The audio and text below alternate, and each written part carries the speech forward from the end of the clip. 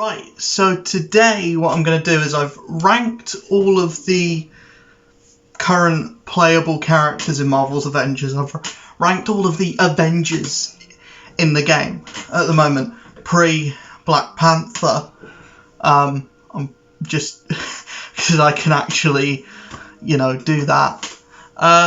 So what I'm going to do is I'm going to rank all of the boss fights that are in the game at the moment, and there may be a few that I miss. There may be a few that I just don't remember in the game, but there's not a lot of boss fights currently in the game at the moment. There's a lot of them are repeated, and a lot of them, are not very good. So there's only like 2 that are like really good. So I'm just gonna rank all of the boss fights that are currently in the game, including story stuff, including mini bosses as well. I'm going to start right off with Monica in the big android thing. That fight sucks. You're playing as Black Widow, which, you've already played as Black Widow for a boss fight before, so why can't every character get a boss fight? That's something that starts. Why can't you play as Iron Man during this fight? But yeah, you're playing as Black Widow, who already isn't very good to play early game, especially at that point when you've only just unlocked her in the story. And also, this is just a souped up variant of the regular exosuits. The Monica in the exosuit isn't that much harder than any of the other exosuits, and by the time when you're doing Mega Hives and you have to fight Monica at the end of the Mega Hive in the exosuit, it feels like you're just fighting another exosuit. It doesn't feel like, oh shit, it's Monica in the exosuit, it's scary. No, it just feels like you're fighting another exosuit with a bit more health. So, yeah, I don't see that as a boss fight in the terms of, what boss fights have become, more recently. And I'm glad that you got to fight Monica again in something that was much more improved. But yeah, this is not great. My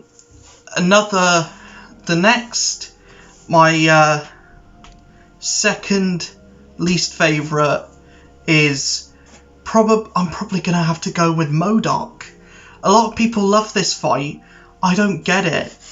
I mean, you're playing as Black Widow again, which is like, this is the third fight in the story where you're playing as Black Widow, who, again, not fun early game. And also, a lot of people like this fight. I don't get why. Because my experience with it was just get the 4 auto rifles and just shoot at MODOK for about 10 minutes, and then that's the end of the fight. Everyone's talking about, the really fun mechanics, it's a really fun fight. I didn't have a good time playing it. I enjoyed some of the other fights more, which is why this is at the bottom of the list. But yeah, I don't like those fights, man. I don't like the MODOK fight. It's not good. I'm not gonna talk about the Kree Sentry because that's just a quick time event. But yeah, I didn't like fighting MODOK at the end. I would like to fight MODOK in more of a where I get to play as any character that I want, because fighting MODOK, if it's a completely different fight, if it's tuned up like the Super Adaptoid was, like Monica in the Cosmic Cube was, then I would have a lot of fun going in there with like a Hawkeye, a Black Panther, Captain America, or even a Hulk. I would have fun going in there with that, and even going in with Black Widow now that I've got her leveled up a bit more. But yeah, next fight I'm going to talk about is Maestro. Maestro, both in a story perspective and just a fight perspective, massive letdown. Massive letdown. When we had him teased at the end of the Kate War Table trailer, I was like, holy shit, Maestro, he's going to be the next big bad for the next few expansions at least. I had no idea that they were setting up Kree. I had no idea that they wanted to do War for Wakanda. I had no idea about that. But I just saw Maestro and I was like, holy shit, he's a big bad. He's a big bad in the comics. He's really powerful. I'm really excited to see him in the game. Turns out he's in like, what, 5-10 minutes of Hawkeye's story, and the fight is over like that. The fight is really easy, and it shouldn't be. For like the final for like Maestro, this is like an uber powerful version of the Hulk, and you can beat him in seconds. It's even easier when you go back to fight him in like the villain sectors. Dude, Thor wrecks his shit. The only character that I can go in there and not have a tough time with, and that he will kill me, is Kate. Kate is the only character that I can go in there and not have a like breeze with it, and that's because my Kate build is shit. I'll happily say that my Kate build is shit. But yeah, Maestro was just a massive disappointment in terms of like the character and the way that the character is presented in the game, and the fight itself is nothing to really write home about. It was fun when it came out. It's fun when you fight him with Hawkeye in the story, because Hawkeye's not fully built, you know, he's not doing max amount of damage. But when you go in one of the villain sectors, it's a really easy fight. It just gets done in seconds, and it's a repeat of Abomination, which, if you're watching this, Abomination was done better. Not much better, because he's the next pick. Abomination, when you fight him in the story, it's really cool because you fight him with just Hulk, and it's like that fight nearly got me, because it was like you're fighting a mirrored version of yourself, and that felt really cool when it was a one-on-one fight. I really like the one-on-one fights in the story, but when you go back in the villain sectors, I feel like that's just because for the first few months it was just Taskmaster and Abomination, going in there fighting Taskmaster and Abomination, and that wasn't fun. Abomination doesn't... there's one attack that Abomination does that's why he's so low, and it's when he like yells, and that's like an insta-kill attack for most characters. Like the suppression, I don't like that. The gamma damage, just... You're able to negate these things with Hulk, but I don't like that you're kind of... This one character is going to go in and he's going to have a really easy time with this fight, but any other character is, you know, gonna take a while. I had a time when it took me like nearly 2 hours to beat an Abomination with Iron Man. That it shouldn't have taken that long. That might have been because of my build, but I was still just leveling up at that point. I didn't have a clear build for my Iron Man, but even still, I either go into an Abomination fight and I breeze through it, or I go into Abomination fight and it takes a while. I'm interested to see going into something like Cloning Labs. When that comes out, we're going to have to fight 4 Abominations at once. I don't know if that fixes the problem. I would rather have a retuned Abomination fight and a retuned Taskmaster fight, and have those be different fights instead of just put 4 of them in there. Just you know, it's clones, do that.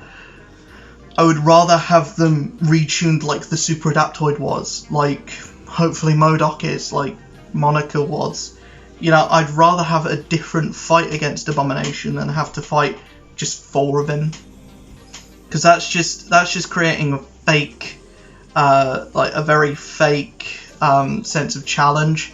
It's not really challenging. It's just cheap, putting 4 versions of a character that's meant to be uber powerful in the end of your raid. But anyways, moving on, we have the helicopter warbot, the plane one. I don't know what it's called. The warship, the war drone. I know the warbot is the spider that's got like 8 legs. That's a better fight. I don't like this one because it's only fun when you're playing as a flying characters like Iron Man or Thor. That's 2 of the roster of 8. That's not great. And then it doesn't look like we're getting another flying character soon, boys and girls. It does not look like we're getting a new flying character soon. But yeah, this fight is not fun. You have to keep going onto the jumping pads. You know, it's okay when you're playing as someone like Hulk. Playing as someone like Hawkeye, yeah, again, it's fine because you can fire his ult and that will just target everyone, and you can kind of cheese it with that. Playing as Iron Man, meh. Playing as Thor, meh. Because those are 2 characters I don't really have fun playing as. So the fact that this fight will force you into playing as one of those characters, or in the story, when I played this as Captain America, I did not have fun. That was not fun. Because Cap has the worst traversal, he has like the worst everything, apart from combat, where he has like the best combat in the game. It feels the best for me. But yeah, fighting this thing as a character like Cap, character like Black Widow, Kamala, Kate even, not fun. And I doubt it would be fun with Black Panther either. I don't know what Black Panther is going to be like, but I doubt it's going to be fun with Black Panther. But hopefully there's enough boss fights when Black Panther comes out that we won't have to fight the plane drone thing anymore. Next one's Taskmaster. Taskmaster I'm going to solely just talk about his fight in the story, because I think as the whole story is concerned, I think Taskmaster is probably the best fight in the story, and it was the one that was shown off in the demo. It's the one that was shown off in like the E3 trailer, and I think like if there's anything that's going to sell your game, it's this, because this is the best moment in your entire story when Black Widow's fighting Taskmaster. Really fun, really fun. The actual fight when it goes onto the ground, that's okay. I prefer the like quick time event sequence, but yeah, it's a fine fight. It's a fine fight. That's why it's in the middle. It's a fine fight. Next one, Warbot. The Warbot is more fun because it's more versatile with how you can play it than the other Warbot, the war drone plane thing, the warplane. I'm just gonna call it the warplane. The Warbot is more diverse with how you can fight it, and more characters can do well against it. The final phase kind of sucks, and it sucks in the new OLT as well because you don't get anything for it. It's like the damage is souped up to 11, but you don't get anything for beating that fight. And usually in a raid-like piece of content, you'd get something for each boss fight, not just for completing the mission. So I feel like that kind of needs to be changed, or it needs to be changed for future Omega level threats, for future raids. Just give some kind of reward for beating a boss, for beating every boss in that raid, instead of just beating the end of it. But yeah, Warbot is a fine fight. Warbot is you know, you're not going to be writing home about it, but you're still not going to be like bored out of your wits' end fighting it. It still requires a decent amount of concentration, and it still is like, you can still die to it, but also you're not going to die too much to it, whereas the point where it's too hard. Next is Super Adaptoid. Super Adaptoid is my number 2 when thinking about it in Kate's story. I didn't like that fight. If the OLT didn't come out before me doing this video, I probably would have put it near the bottom, but because the OLT is out, It's nearer the top for me. I really like this fight, actually.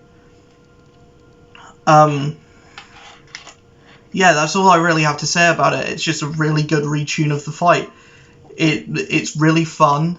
You're playing it with friends, so that's an instant bonus. Anything you're playing with friends is, or you're playing with actual other players, that gets bumped up immediately, because you have that, you're actually talking to someone, and you're like working together instead of just working with your with the computer, with the online player, or with the AI, which isn't necessarily smart most of the time, but you're with players that know what they're doing because they're power level 150 and they're going into endgame content, so they know what they're doing, and most of the time they're better than you, or they're better than me. But yeah, Super Adaptoid is my number 2. My number 1, obviously, Monica. Was it going to be anyone else? I don't think it would have been. Monica is great because she leans into my favourite character in the game at the moment, which is Hawkeye. Just a really fun fight when you're playing as any character. Iron Man does well. Cap can do well. But if you're playing as Cap, I would lean straight into ranged, obviously. Or play with other players. But yeah, the Monica fight came out of nowhere because it wasn't attached to any other piece of content. But honestly, it's a really fun fight. It's one of those fights that I will always go back to, and I will always enjoy, and that I've yet to get sick of. Every other fight in the game I can get sick of. Maestro I've got sick of. Abomination I'm sick of. Taskmaster I'm sick of. I was sick of MODOK 5 minutes in. But this is the first fight where I'm like, I understand why it's replayable. It's really fun. You put a lot of time and effort into this. Well done. Well done, Crystal Dynamics. Round of applause. Because it feels like you have to give them a round of applause for getting something this right. I mean, I can't say that because they had the old IP address thing with the same update, but they got a mission this right, and they got the raid so nigh on good. Nigh on good. That's a new saying. It's nigh on good. Which is better than nigh on terrible. Nigh on unplayable. Nigh on good is like, it's bad, but it's on the higher echelon of bad. Well, it's on the lower echelon of bad. It's nearing good. It's just, But yeah, do more fights like Monica. Make the claw fight like Monica. Not exactly like Monica. Don't copy and paste it, but make it. Put the same amount of effort into your story bosses, into your raid bosses as you did Monica. Monica should be your template, and everything else should be like that. Should have mechanics. Should take that long as well. Like, it's a perfect length of time. It doesn't take 10 minutes. It's like a decent 5-minute fight. If you're gonna have like a final raid boss experience, yes, have it take longer. Have it take 10 to 15 minutes, because it's a raid fight. It needs to feel epic. But for a villain to fight, or for like a raid mini boss, 5 minutes is the perfect time for it. So there's my list. I don't like that the number 1 on the list is a character that I didn't know before going into this game. I don't feel like that's good. That's not good. Maestro should have been much better. The bosses in the game, in the main game, before any DLC, should have been better. They shouldn't have been just bullet sponges that, have kind of good animations, but overall you only fight them because they're characters from the comics. You know, the Scientist Supreme. Who knew who the Scientist Supreme was before going into this? I have a YouTube channel based on Marvel Comics, and I didn't know who the Scientist Supreme was before playing Marvel's Avengers. You know, and turns out it's the best boss fight in the game. So yeah, I hope that next time I come around and do a video like this, hopefully it'll probably be a tier list, because, you know, listing them off like this when it gets to like crazy numbers, you know, I'm gonna have to do it as a tier list because it's just gonna be easier to visualize. But sorry, it cut off. Hopefully next time I come and do this, Claw will be number 1. But anyways, I'll see you guys in the next video. I hope you enjoyed this one. If you did, hit that like button, hit that subscribe button, hit that notification bell, and go on over to my Twitch. I play Marvel's Avengers, I play all sorts of games, pretty much mostly Marvel's Avengers until I can hit affiliate, and then I'll start going into other stuff, because Avengers is what gets the most people, and plus Black Panther's coming soon, so yeah, I'll be doing a lot of stuff for that. I'll see you guys in the next video. Peace.